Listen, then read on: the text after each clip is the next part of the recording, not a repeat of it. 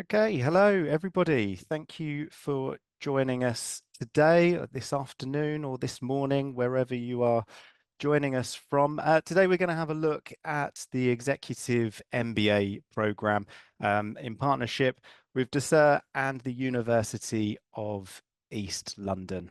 So I've got a couple of guests with me today. Let me introduce myself initially. My name's Chris Softly. I'm the enrolment manager for the UK region. Joining me today, I've got my counterpart, Steve, from the US team. We're also joined by Juan Carlos from our academic faculty. And brilliantly, we've got Nicole, who is one of our previous students on the Executive MBA program. So today, what we're going to be looking over, we'll just give a little bit of insight for those that are joining us new as to what the partnership between Ducere Business School and the University of East London is all about. We'll have a quick overview of the course itself before I pass over to JC to talk about everything from an academic perspective. And then after that, we'll have Nicole be able to provide us with a little bit more information as to what it's actually like to be studying on the Executive MBA. We'll just go over some of the deadlines that are coming up for our next intake in January, and we're going to have some time at the end for questions. So please do make sure if you have any questions for us along the way, down at the bottom, there'll be a little Q&A box where you can post your questions to us, and we'll happily answer those at the end of this session. So thanks for joining us. Let's go straight into things and have a look at this partnership. So Ducere Business School works with a number of universities around the world to deliver undergraduate and postgraduate qualifications. Now, there's three key principles to the Ducere platform.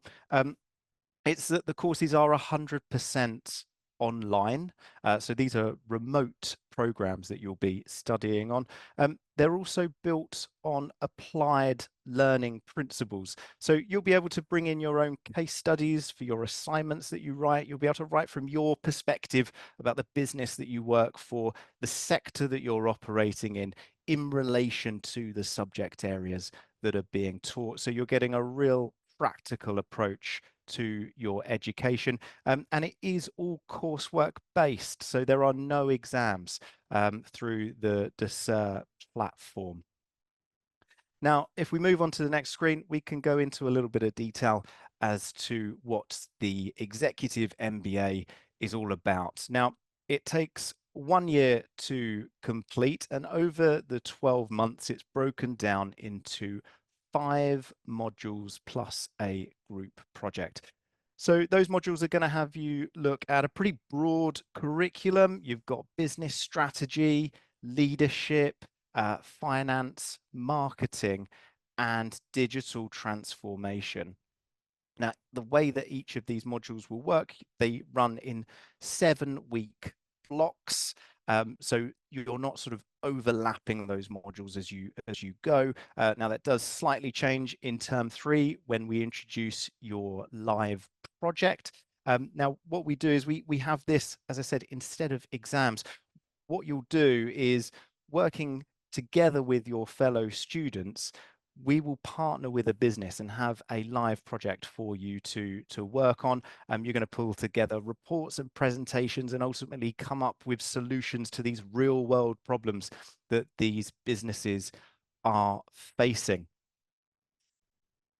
I'll let Juan Carlos and Nicole talk a little bit more about what that's actually like. And JC, if I can pass over to you now, just to let all of those that have joined us today understand kind of what's expected within the modules, how it's taught, and give your perspective as part of the academic faculty. Thanks very much, JC. No problem. Happy to. And thank you for both the introduction and for covering a lot of what I need to say. So we've got the academic curriculum side. To give you a little bit of a day-to-day, let's go into what a classroom will look like when you jump into it. So you'll start on your first day, you'll get a greeting from your academic, and then at some point that week, usually the first or second day, you'll get a chance to meet your academic as well as your fellow classmates. Now, we like to have that to give you that personal connection, and we're going to have throughout the class the opportunity for you to jump in and talk to your academic directly and have live sessions regarding tutorials, helping you understand what's in the assignments, etc. The assignments you'll be working on will be practical assignments that are designed for you to be able to work on those business problems that we're dealing with inside of your career. So if you feel comfortable, you can take, say, a marketing plan and build it on a project that you have in mind for your company, or maybe a company that you're starting, etc. The journey is meant to be one that, because it's online, it's one that can be flexible, and it's one that you can operate on given your schedule, given your time. You don't have to attend those live sessions if you're not able to because of work. They'll always be recorded for you, so you can watch them at any time. In fact, I know some students who attend live and also watch the recording later, and that's always a nice little ego boost as an academic. You also have the opportunity to work on your assignments as you go, read the material as you go. Now, we do have deadlines, of course, for assignments, as anybody would, but the interacting with material and such, that is meant for you to fit it into your schedule. However, we also have the opportunity, and this is kind of a rare feat that we're pulling off, to have an asynchronous online program that still creates a connection between your classmates. So we're very proud of the global nature of our degree, and one that allows you to get to know what the business experience is like inside of a given topic, like digital transformation or marketing, or whatever, but from the perspective of not just your own geography and your own career and your own life, but also that from people all over the world in all kinds of careers, etc. You get the opportunity throughout the course to really build on those connections. So as you move through the program, you'll be covering these topics from the lens of your individual career, what it is that you want to do, so we can maximize your bonus, right? Usually when you go to an MBA program, you learn a lot of theory, and that's useful, don't get me wrong. You get these case studies and you really understand how they work. And then you go into your job and you try to apply what you've learned into your profession. We kind of bring those two together and give you the opportunity to do that already while you're in the classroom. And I can tell you from, well, I mean, I'm not with the students literally implementing it, but I hear from the students themselves that say, hey, I've taken this exact project and already pitched it to my supervisors, and thanks for the feedback. We tweaked a couple of things and we're going to implement it, which is always nice. It's actually really cool if you think about it, right? So that's really what the program looks like from a day-to-day basis, right? You're going to have the opportunity, if you choose, to interact on a regular basis with your academics, with your classmates, and to work on a very practical degree. Now, if you prefer the asynchronous method, you're also going to have that opportunity as well. It's going to be flexible. You're going to be able to interact with the material within the means that fits your schedule. We're not going to take attendance here. We're all grown-ups. We're not going to give you final exams again. We're all grown-ups. We want this degree to be practical and to be something you can apply immediately. And as you go through the journey, you'll have the opportunity to learn from different academics who have specialties inside of that field. I mentioned marketing. Part of the reason I teach marketing is that's what I do outside of Ducere, right? Work with clients, deal with marketing projects, etc. So you're not just getting a theoretical overview of, say, well, this is what this book says from 1984, which, might be useful, but you say, hey, I can give you this experience in the classroom because this is what I did 2 weeks ago. And this is how it worked and how it doesn't. And when you're thinking about new technologies that are making their way to the workforce, and you're thinking about new ways of doing things, especially in certain industries, this is vital. You have to have that on-the-ground knowledge, because if not, the degree gets a little stale, it gets a little old after a while. We want to keep it up to date and modern. So you're going to get that from the faculty who are also working in their field.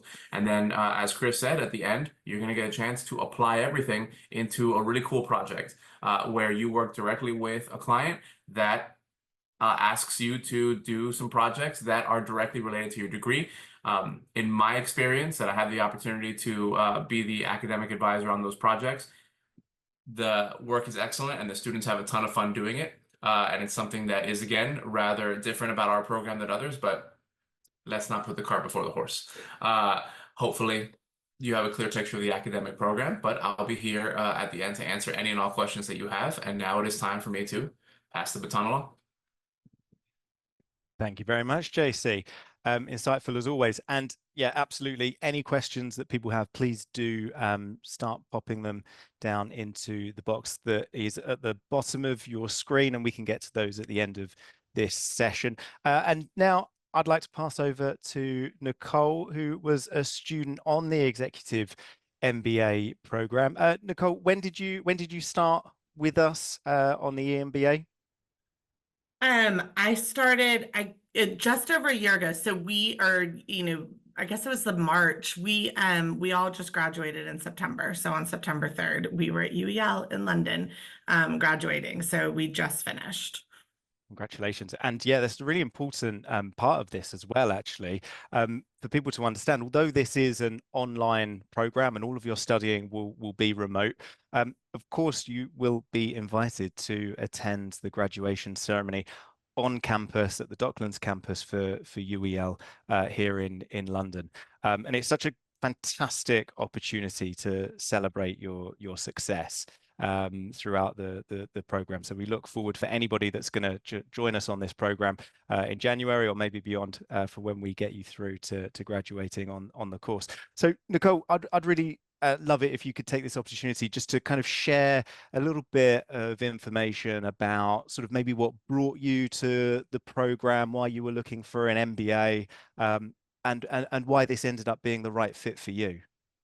Yeah, sure. Thanks, Chris. And I have to share that Juan Carlos is one of my favorite academics from the program. So it's great to see him. And he actually was the academic on our industry project, which was really, really, really rewarding. But I really was seeking my MBA, I think, for two reasons. One, professionally, I wanted that experience, but I also I share very proudly that I was about to turn 50, and it was a life goal that I had always said I was going to accomplish, and it seemed like I needed to figure out how to make that happen. And I had actually connected with Steve, and he talked to me about the program, and it really felt like something I could manage with work, with having a family, with having kids, and all of the things that come with life. It was truly a wonderful experience. I was able to balance all of those pieces, but I also met this amazing group of individuals who, to this day, we still have multiple group chats going. We not only check in on each other about our professions and about school or laughs or all of those things, but we check in each other personally. We became a very bonded cohort.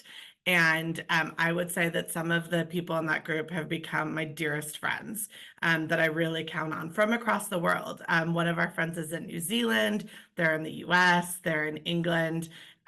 So it really was a wonderful experience. I think the academics do a really good job of helping you, like Juan Carlos say, use your real life and your real work to make the MBA come to life. And also in some ways, not create arbitrary extra work in your life.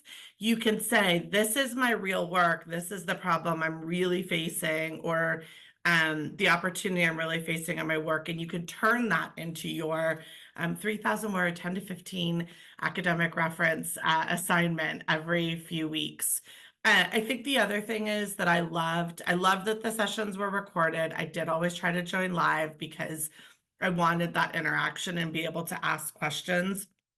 But the nice thing about having them recorded and having your 7 weeks of work up front is you can really balance your time. So I would spend about 5 to 10 hours a week, depending on the workload at the time. And you can get ahead of where you need to be with reading, with doing your research, etc. Or you can kind of stack it up. I was on the get ahead of it schedule.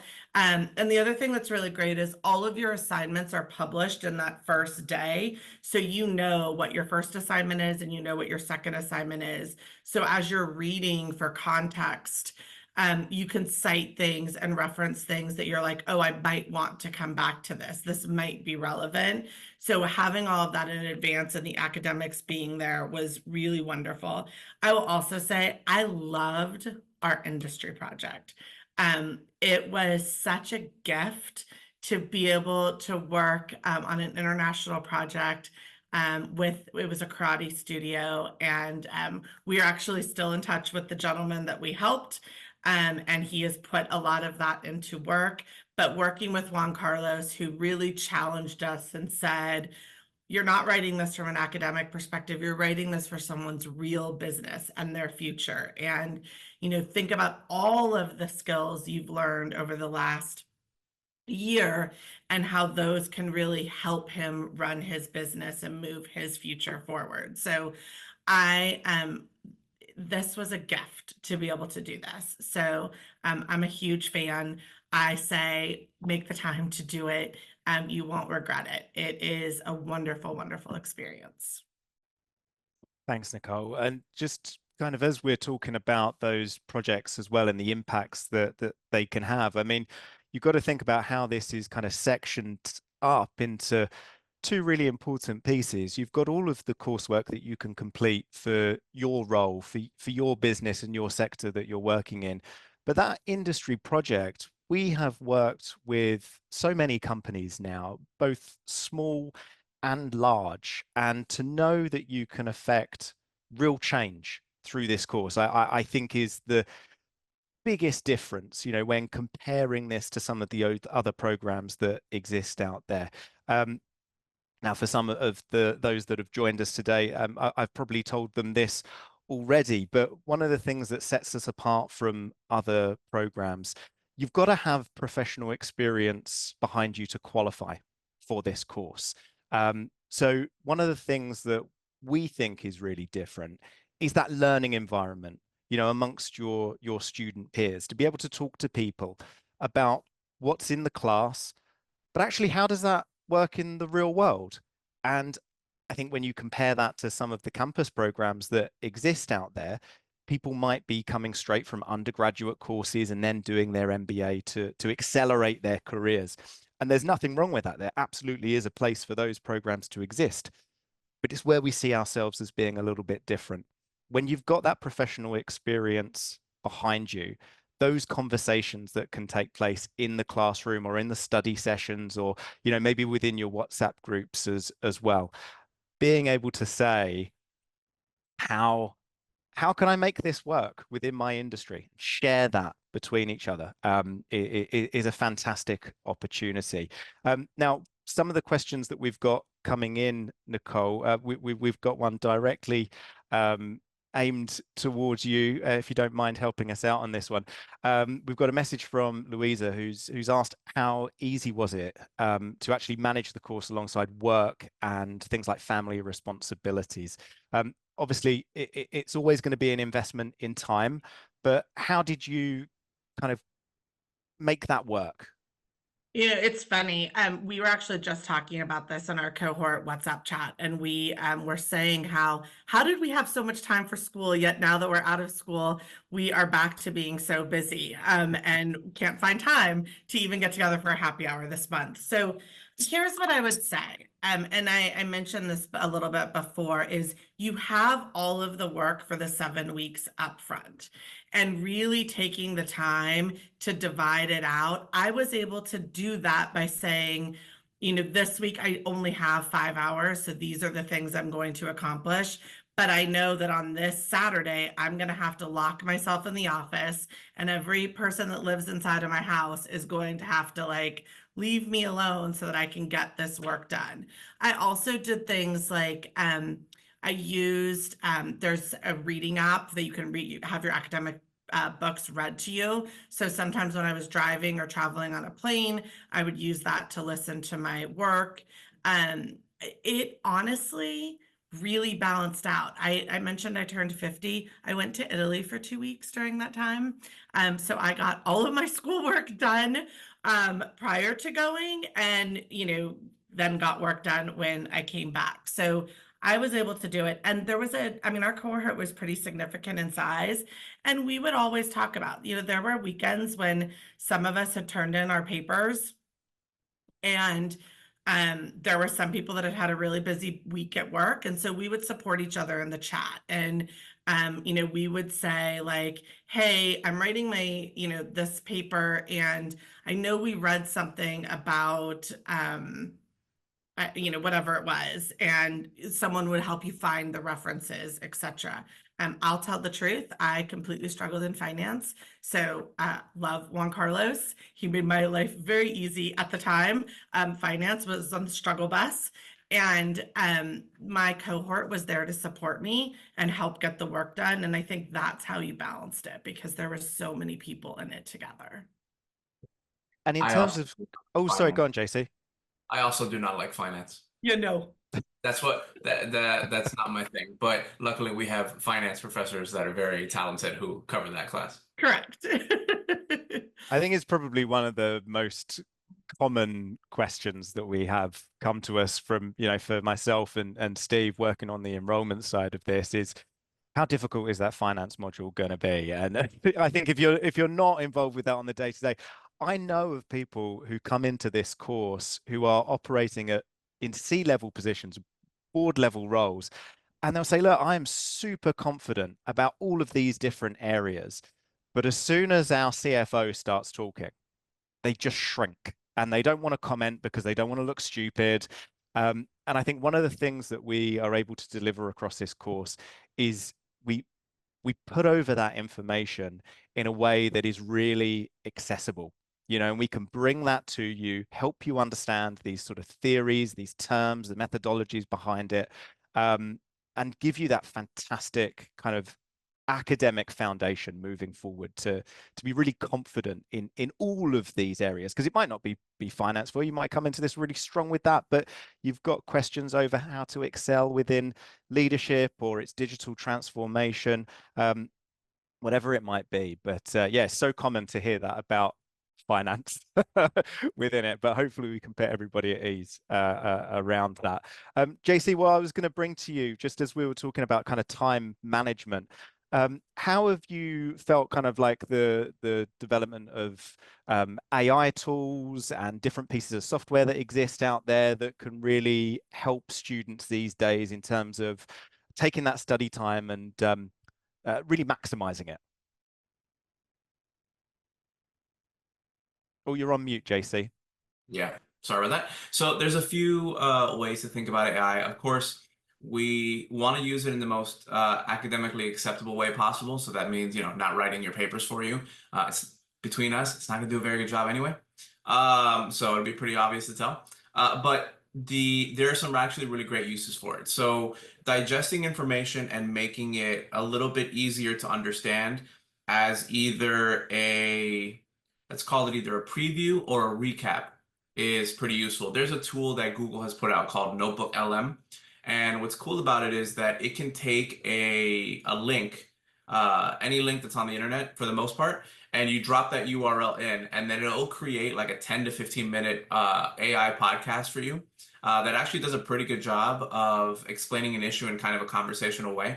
So you can use tools like that to kind of digest outside sources, especially if you're going to use like a case study, for example, where if you're going to use that as a source for paper, it's not really necessary for you to use the entire case study. Usually you're just looking for a couple of sentences in there that are a good quote that match what you're trying to do. So something like that could be very useful. One of the other ways that we've been starting to advocate the use of Gen AI in the classroom is to enhance a lot of the things that we're doing. So I talk about marketing a lot because it's just my specialty. But so in the marketing communications class, we have a marketing plan at the end.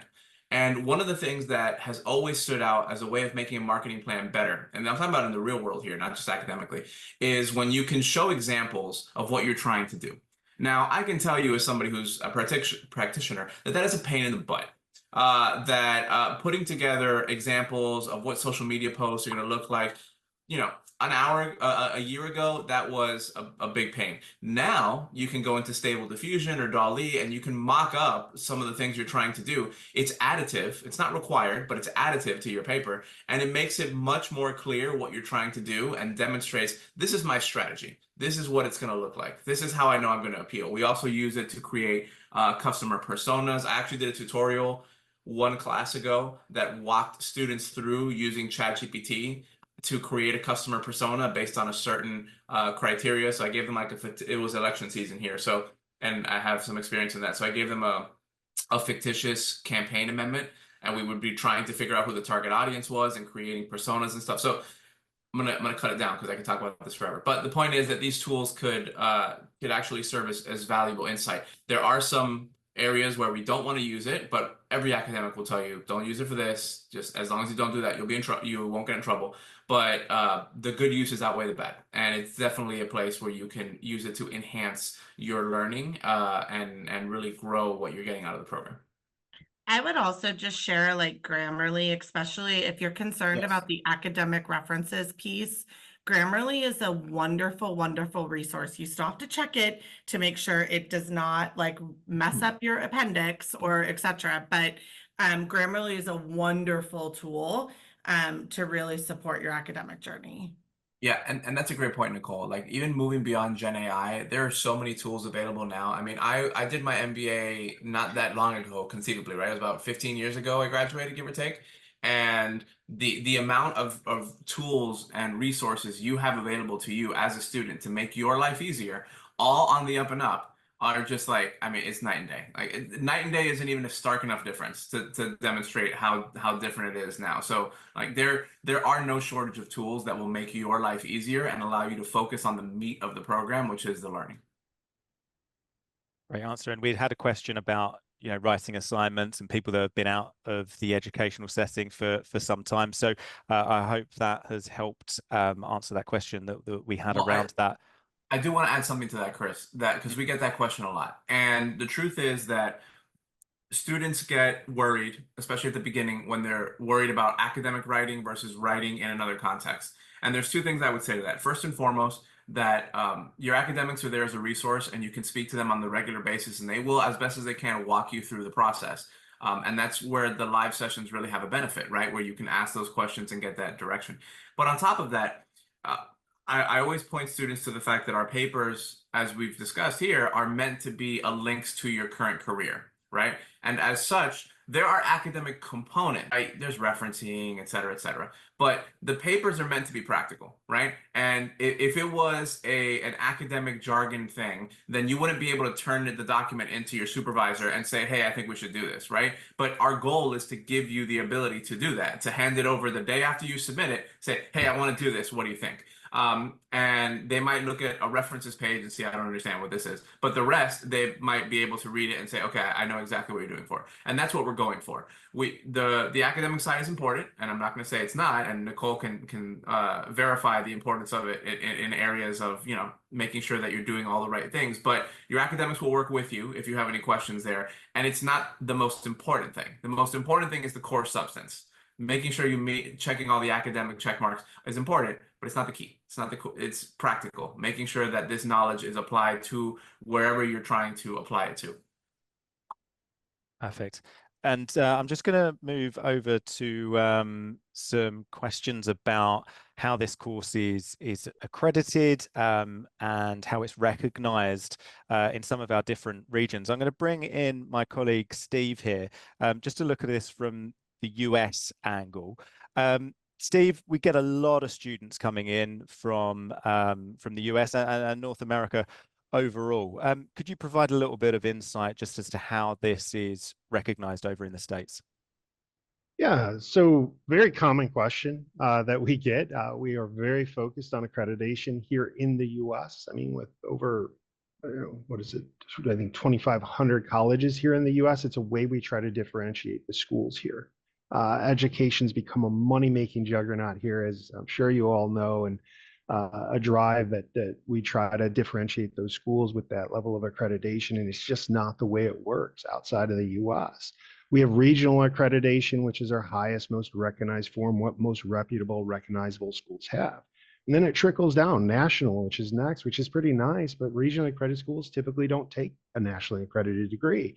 And then even to the point where some schools create their own accreditation.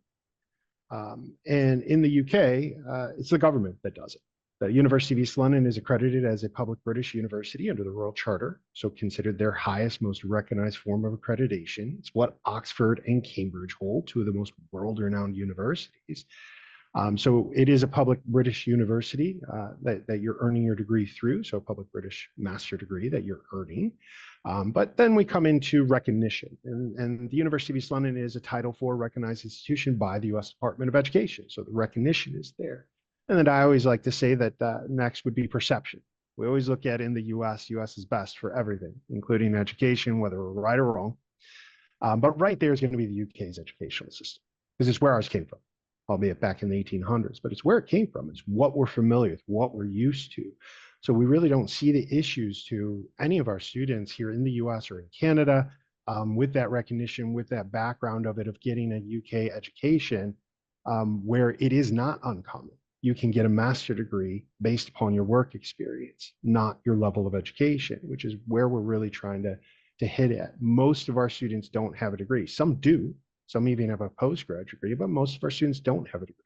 They are just professionally at a place where they would take classes they could teach at a bachelor level. They have surpassed what they would gain from that theoretical based business aspects at that bachelor level, that they want to come into a level of degree that helps them and is beneficial to them. And same thing, Nicole, if you don't mind. Same thing with Nicole's background, where she is at, not having a bachelor degree, but being a VP at her company and having that vast experience that allows her to hit the ground running. And I think leading then into one of the other questions I saw based of an MBA versus an executive MBA, is it going to be recognized? It's going to be they created executive degrees a while back. And MBAs are first and foremost. There are a ton of executive degrees out there, but MBAs are in the top of that. And it's meant to differentiate between people that have significant experience versus those with minimal to no experience. So an executive MBA is meant for executive experienced individuals. It's usually a shorter program in the amount of classes and length of the program, because it's taking into account that experience that the students have, versus someone who just traditionally, let's say, got their bachelor degree and has minimal to no experience and wants to matriculate directly into the MBA. You don't want those two people in the same class. It's too highbrow for one or too lowbrow for another. So they differentiated and made an executive MBA. But when you complete the program here, you have an MBA, a master's degree in business administration, first and foremost. I would not tell anybody that you have an executive MBA. That's more of a front end aspect to it. You have an MBA, and that's how I would describe that. Thanks very much, Steve. And whilst people are kind of joining this from different kind of places within their careers, some individuals will join us with where they're in a career break. Maybe they left work to have kids. Maybe some people were made redundant. Other people are joining this because they're looking to kind of smash through the glass ceiling that exists. If you don't have a degree, your career can only Paper go ceiling, so Chris. far. It has a name. It's called the paper ceiling. Is that A what you little guys call it ridiculous, over there? but We have a glass ceiling over here. But I don't either know. way, They create it for this situation. Now a term for it that they call the paper ceiling. I can't bust through because I don't have a diploma. this is where we can assist. But somebody's coming to us asking about if they're between jobs, how can this help? You must have spoken to so many people, Steve, where they're in that position. What would your advice be to someone who's maybe on a career break and looking to get back into employment? Increasing one's marketability is probably one of the top reasons I speak to people. And I think that's worldwide. As we now look at the application systems, especially externally, but also internally in one's position, is oftentimes asking for a level of education. And if you don't check the correct box there, you're getting filtered out by the AI, by the algorithm or the filtration system. Your information doesn't get in front of a person. So people are very much looking at this as an opportunity to move forward, to match where they're at professionally in terms of their education level. I can gain an MBA. Now I have an MBA and all this experience. So I check that box. I'm able to get in front of a real person, go through that interview, talk about my experience academically, of course, as well, but especially professionally, that they can talk about. I've been doing this for 20, 30 years. And they want to hear about that. But do you check that box that we look for, that our board of directors looks for? Somebody that has no touching point to whom we're hiring, but sets the parameters of how we hire or who we hire. So this allows students to really, again, be able to move forward. Yes, for those that are in between jobs, to make themselves more marketable, but as well internally for those people that do hit that paper ceiling. I'm using it, Chris. That hit that paper ceiling and are sick of training that person for the position they could do blind. But this is the second, third time I'm training someone for a position I'm not educationally qualified. But again, I could do blindfold. So I do think this is a great opportunity for one to increase that marketability to bring their level of education to match where they're at professionally. Yeah, so very true. And I suppose we've got a question here.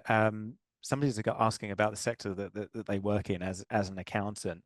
Is this going to be beneficial? Is it going to be the right type of course? I suppose we can just kind of open that out as to, well, what type of industries do we have people coming in from to this course? Nicole, what did you find in terms of your fellow students within the program, of all the different type of industries that people were working in? That's a great question. I would actually say we crossed the gamut. I mean, we have everyone in our group from people that are in logistics. My friend Ansley is in youth criminal justice. I have friends that are in marketing. I have friends, Jade is a DEI professional who actually increased her career while we were in the midst of our program in New Zealand.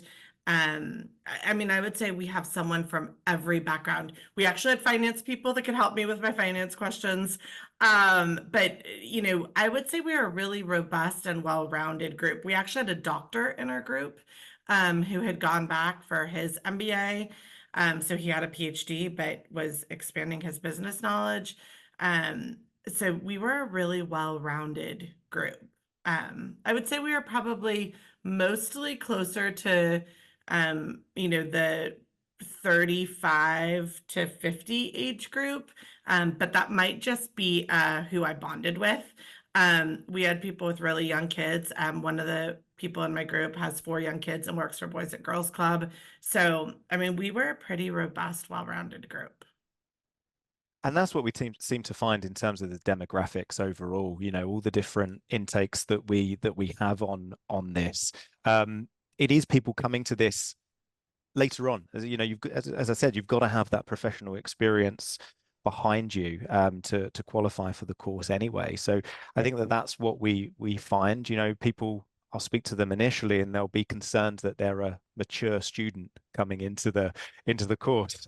I don't think you'll be surprised once you start. I mean, I've spoken to people into their 70s that will enroll into the program as business owners. This is the one thing that they wanted to then finally kind of check off of their list as well. But yeah, we have really, really mixed cohorts in terms of the type of sectors that people will join us from. And JC, I guess that's sort of the whole point in terms of the applied learning principles of those assignments that are set as well. They get to specialize, right?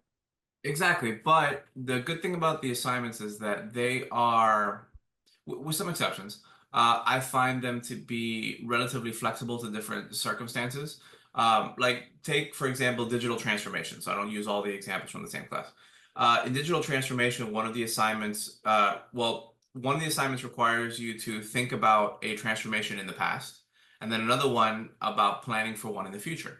Now, for most people, the past one they've chosen in the last few classes has been pushing everybody in their office to work from home during the pandemic. Though now that we're going to 2025, I think the age on that particular example might be aging out. But anyway, and then for the future one, you think about a digital transformation, but it could be anything, right? It doesn't have to be going from one thing to another. And so we mentioned generative AI recently. The use of generative AI and its application to certain industries is something that is specific to every company and specific to every industry, but wide enough that basically anybody has something to say about it. So that's one example. Having organizational improvements, like maybe adopting a project management software or switching from one email provider to another. These are all things that might seem minor on their face, but they're all a version of digital transformation and they all affect everybody, right? You don't have to be somebody who works for IT to have a story inside of this realm. In fact, it's more interesting if you're not in IT, because then you have to deal with the people side of the problem, right? So all of our assignments, for the most part, carry some level of adaptability to different industries and to different focuses. And also part of the challenge here is, like I was mentioning with digital transformation, is that organizations have a lot of things in common, even if their product and their industry is different. Like an accounting firm and a law office and a doctor's office, they all do different things, but they are remarkably similar. Right down to the fact that they all name their firms after each other. They don't actually come up with interesting names for their companies. But they're all the same, right? They're all generally the same. They have little intricacies, and obviously the product delivery is very, very different. But somebody who manages a law firm can, with some tweaks, potentially manage an other service industry, right? Like a professional service, like an accountant, like a doctor, et cetera, because you're dealing with similar types of people who do different things.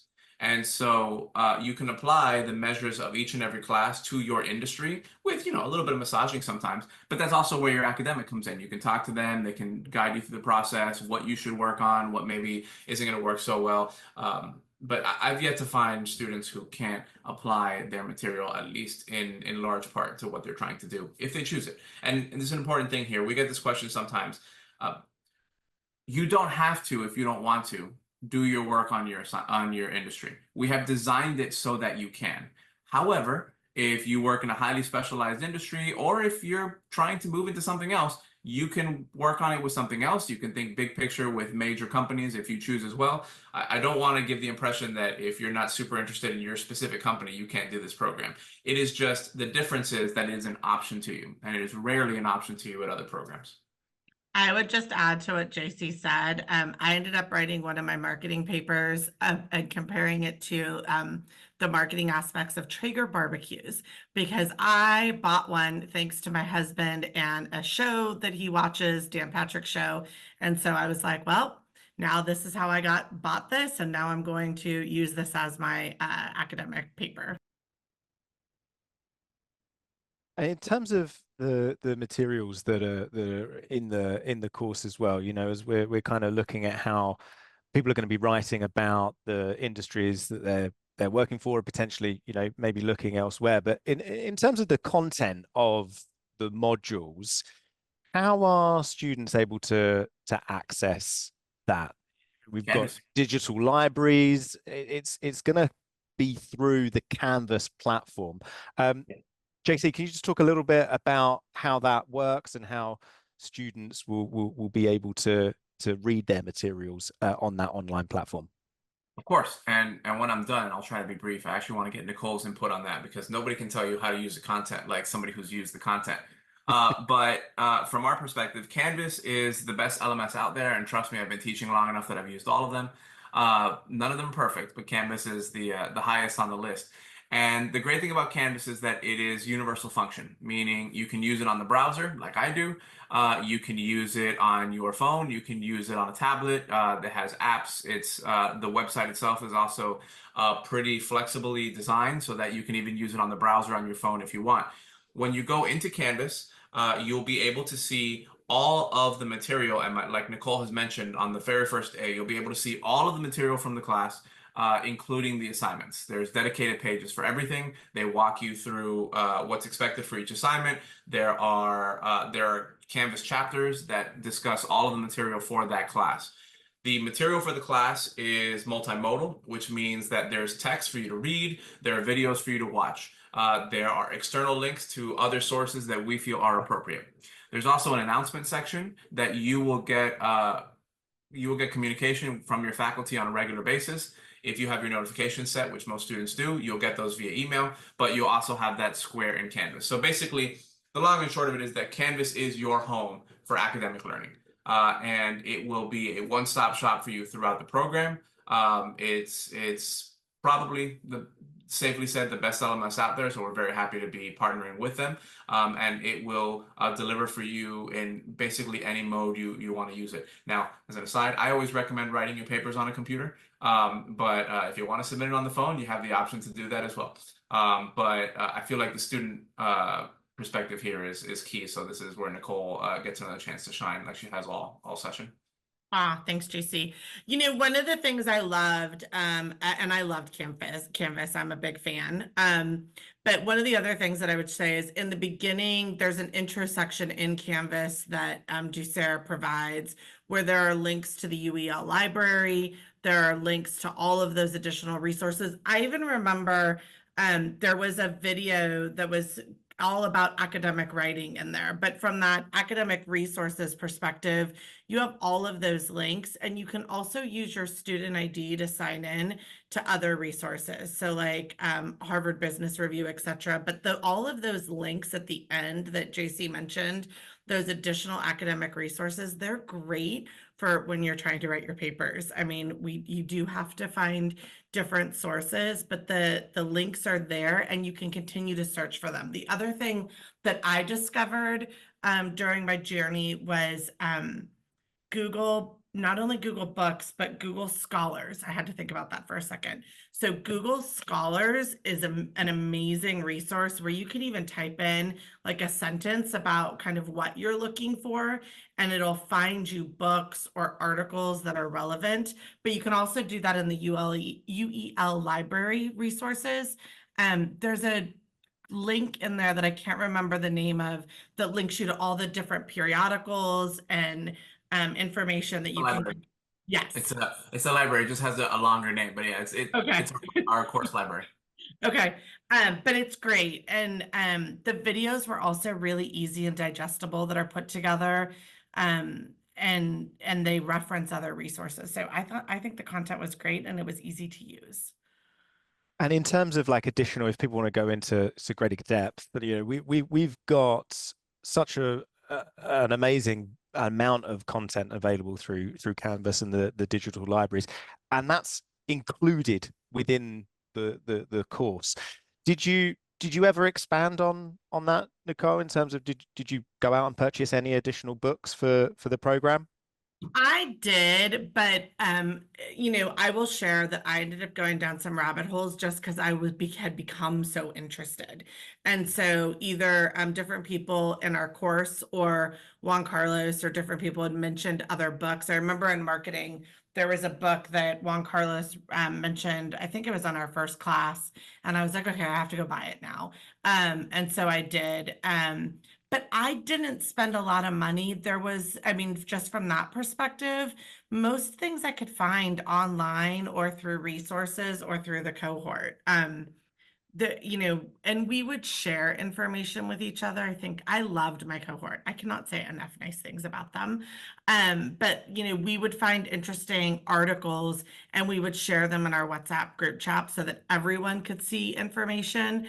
You have to be really careful that, and this is just, I never ran into this, but I could see because our cohort got so close, be careful that you're always still working in your true, authentic, like, this is my work, this is my space, because we do share so much information. I think there could be places where you're like, oh, this is no longer my original thought. And I think one of the things our academics look at us and say is this your original thought, original work? There's not a right or a wrong answer is what I found. It was, did you learn? Did you compare? Did you understand? Could you take your learnings and apply them to real life and say, this is the outcome? There wasn't a right or wrong answer. Even in finance, although I had a fit when I was told there's no right or wrong answers. I was like, it's math, there's right and wrong answers, but there wasn't, because we were actually analyzing, and there was a place in finance where you could come up with your own scenario. You just had to be able to justify it. And so I think that's one of the things that I really valued. Awesome. And we've only got a couple of questions to finish off the session with here. If anyone else, as we kind of get towards the end, if there are any more that people want to post, please continue to do so. Or I would reach like out to to chime in first, Chris, because a lot of the please questions people do. are having to leave and going. We will send out the recording of this live session out to everybody that is registered and everybody that is attending. I would expect it in the next 24 to 48 hours. But if you have to go, please know you will get the recording of this full session so you can watch at your convenience. Absolutely. And the enrollment team will be available to field any further questions as well. We can get in touch with you guys and continue the conversation at length on a one-to-one session as well. So just in terms of some of these final questions that we've got, and Nicole, they're all aimed at you. So sorry that I'm going to be putting this forward to you as well. But in terms of outcomes for graduates of this program, I suppose, firstly, what's the biggest change that you've seen for yourself? And then secondly, are there any other success stories that you're aware of within the cohort as well, where this MBA has really made a genuine impact? First, very selfishly, it's my confidence. Like, I put a lot of effort into this and I accomplished something that I'm really proud of. So I would say that is one. I think two, being challenged to think differently and and learning from people all around the world was super cool. So I can now refer to things like the project we did in Slovakia, and I know about their tax system. So when you're in a random conversation, you're like, this is cool knowledge to have. But I would say of our cohort from a career perspective, a number of us have new roles. So a number of us either since graduating or during the process secured new jobs that we wanted. Some of us have changed industries. That was one of my goals I didn't accomplish, but I actually have a new job that I love, so it's okay that I didn't change industries. And two of our cohort recently dropped into our WhatsApp that they are now getting doctorates because apparently we love learning so much. I actually started to look into it too, and I was like, okay, I might need like a 6-month break. But two of us have gone on to get doctorates. I also would just share we have a new network. So there's a couple people that are interviewing right now for roles that are outside of their industry. And there are some of us that are in that industry. And so in our group chats, like we're saying, look into this. Here's what I know about that. Here's some questions you might get answered. So I think beyond the academic experience, we've built this professional network of awesome humans that will engage with us and support us. Amazing. And that is one of the main reasons for why people come and look at MBA programs is that professional networking aspect. And it's so nice to hear that, we're talking about things from a professional level, but these are like genuine friends that you've got now as well. It's so lovely to hear. And I, just from what I hear from students who are based in the UK as well, throughout their times of study, I've got a group of individuals, they're going to be graduating. They finish the course next month, actually, but they've been meeting up in London to run study sessions together, which you may not expect to happen on a remote online program, but it's so fantastic to hear about, and there's so much that can then come out of these programs as well. So it's really great to hear. One thing that you did actually mention whilst you were answering one of the other questions earlier, but I just want to make sure that we've kind of covered it off on here as well. Somebody has asked about how many hours per week you were spending on average across the course. What did you find was a sort of a typical week for you whilst you were with us? Yeah, I mean, it definitely is an investment of time. I would say it's between 5 and 10 hours, and that's just kind of how you break it up. I mean, especially, if you're doing your reading and keeping up with the content that's in Canvas and doing it even in small intervals, you have 30 minutes here. I'm going to go do, section 3.1. You taking that 30 minutes on an ongoing basis and not leaving it all to the end is, I think, critical. But I would say 5 to 10 hours a week. When there was a big paper due, it was probably closer to the 10 hours. Our industry project, we actually fell in love with our project. We spent more time as a labor of love than we probably really had to. We loved our industry project. There were 5 of us. we had a larger cohort, but there were 5 of us that were just so all in. It was like every Saturday morning we met because we just loved it. But that's because we were crazy. I don't know that that was necessary. We just were having a great time working on that project. I mean, that's the thing though, is that between 5 to 10 hours, it is manageable, you know, and the great thing about an online platform is that, you know, your 10 hours that you might put in one week can be to a completely different schedule to one of your fellow students. You know, if you want to study at the weekends and block out time, you can do that. If you're gonna the following week dedicate your evenings to it, then you can do that. And that's the flexibility that people need. You know, as you're coming into this, you're working full time. It's really important to remember that the vast majority of students that are doing this are in full-time jobs. And because of the nature of the entry requirements, they're usually quite busy people as well. And so just to know that it's manageable and to hear that from yourself is really helpful, because I know me and Steve can obviously speak to people as they make inquiries. It's better that you tell them exactly sort of what's involved within the program. So thanks so much for that. Guys, I think we've pretty much covered off all of the questions that have been asked today.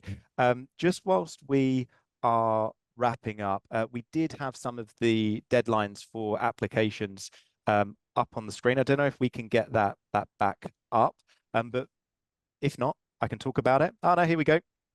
Perfect. I So just saw we real quick. oh, go on. Just Nicole you just sent a response to one of the people in the chat, but I don't think they can see it. So just want to make sure Oh, that, yeah. sorry.